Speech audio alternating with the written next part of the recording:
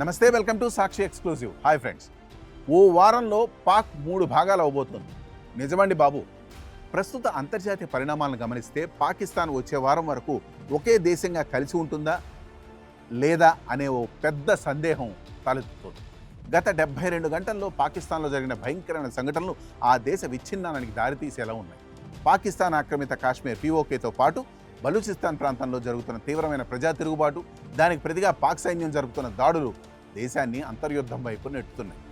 అక్కడ నెలకొన్న తాజా పరిస్థితులు, ఈ సంక్షోభం వెనుక ఉన్న అసలు కారణాలు ఇప్పుడు వివరంగా తెలుసుకుందాం. వీడియో అయితే ఎక్కడ స్కిప్ అవ్వకుండా చూడండి. పాకిస్తాన్ ఆక్రమిత కాశ్మీర్లోని రావెల్కోట్ రీజియన్లో సుమారు 60 నుండి 70 వేల మంది నిరాయుధులైన ప్రజలు శాంతియుతంగా ప్రదర్శన చేస్తుండగా పాక్ సైన్యం AK-47 రైఫిల్స్తో దారుణంగా కాల్పులు జరిగింది.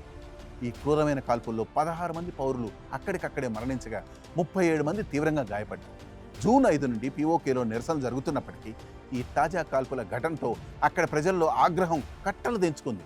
పాక్ ప్రభుత్వానికి వ్యతిరేకంగా ఆందోళనలు మరింత ఉధృతంగా మారాయి. మరోవైపు బలూచిస్తాన్ ప్రాంతంలో కూడా పరిస్థితి పూర్తిగా చేజారిపోయింది. బలూచ్ తిరుగుబాటు నాయకురాలు మెహరంగ్ బలూచ్తో పాటు మరొక కార్యకర్తకు పాకిస్తాన్ సైనికుడి హత్య కేసులో జీవిత ఖైదు పడింది. దీనికి నిరసనగా బలూచ్ తిరుగుబాటుదారులు పాక్ పోలీస్, మిలిటరీ సిబ్బందిని లక్ష్యంగా చేసుకుని 3 సమన్వయ దాడులు జరిపారు. ఈ దాడుల్లో 4 పౌరులతో కలిపి మొత్తం 42 మంది పాక్ భద్రతా సిబ్బంది ప్రాణాలు కోల్పోయారు. ఈ దాడికి ప్రతీకారంగా పాక్ వైమానిక దళం పాకిస్తాన్, ఆఫ్ఘనిస్తాన్ సరిహద్దుల్లోని బలూచ్ పౌరులపై విమానాలతో బాంబుల వర్షం కురిపించింది.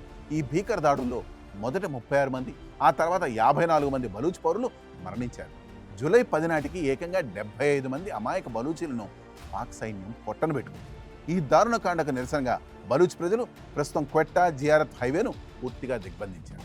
గంటల తరబడి ట్రాఫిక్ను స్తంభింపజేసి క్వెట్టా నగరంలో భారీ ధర్నా కూడా దిగారు. తమ సమస్యలను పరిష్కరించే వరకు, పాక్ సైన్యాధిపతి అసిమ్ మునీర్ నేరుగా వచ్చి తమతో మాట్లాడే వరకు ఈ ఆందోళన ఆపేది లేదని వారు స్పష్టం చేస్తారు. అంతేకాకుండా భద్రతా సిబ్బంది హత్యల నుండి దేశవ్యాప్త నిరసనల వరకు పాకిస్తాన్ అంతటా అరాచకత్వం తాండవిస్తోంది. ఈ నేపథ్యంలో పాకిస్తాన్ సైన్యాధిపతి జనరల్ అసిమ్ మునీర్కు ఒక ప్రముఖ రాజకీయ నాయకుడి నుండి గట్టి ఎదురుదెబ్బ కూడా తగిలింది. జమైత్ ఉలేమా ఏ ఇస్లాం చీఫ్ మౌలానా ఫజ్లర్ రెహమాన్ పంజాబ్ ప్రాంతంలో జరిగిన ఒక బహిరంగ సభలో మాట్లాడుతూ దేశాన్ని రక్షించాల్సిన బాధ్యత సైన్యానిదే కానీ సాధారణ పౌరులది కాదని సంచలన వ్యాఖ్యలు చేశారు. షాబాజ్ షరీఫ్ ప్రభుత్వం బలూచిస్తాన్పై పూర్తిగా నియంత్రణ కోల్పోయిందని, ఖైబర్ పఖ్తూన్ఖ్వా ప్రాంతం కూడా అదే దిశగా పతనమవుతోందని ఆయన స్పష్టం చేశారు. పాకిస్తాన్ ఆక్రమిత కాశ్మీర్ ఇకపై పాకిస్తాన్ ప్రాంతంగా ఉండబోదనే నినాదాలు కూడా అక్కడ మిన్నట్టు.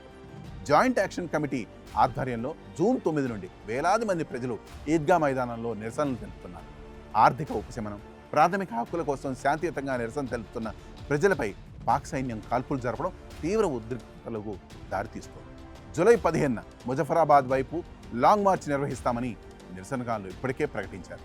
ప్రస్తుతం ఆఫ్ఘనిస్తాన్తో సరిహద్దు వివాదాలు, ప్రతిపక్షాలతో చర్చలకు మునీరు నిరాకరిస్తున్న తీరు చూస్తుంటే పాకిస్తాన్లోని ఈ అంతర్గత సంక్షోభం త్వరలో అయితే ముగిసేలా కనిపించడం లేదు. ఓవైపు పీఓకే, మరోవైపు బలూచిస్తాన్లో ప్రజల తిరుగుబాటును అణచివేయడానికి పాక్ ప్రభుత్వం చేస్తున్న ప్రయత్నాలు ఉల్టా పల్టా అవుతుంది. ఈ తీవ్రమైన అంతర్గత సంక్షోభం కారణంగా పాకిస్తాన్ రేపో మాపో 3 ముక్కలుగా విడిపోయే ప్రమాదం స్పష్టంగా కనిపిస్తుంది. That's all for today. This is Harikrishna signing off for Sakshi Exclusive.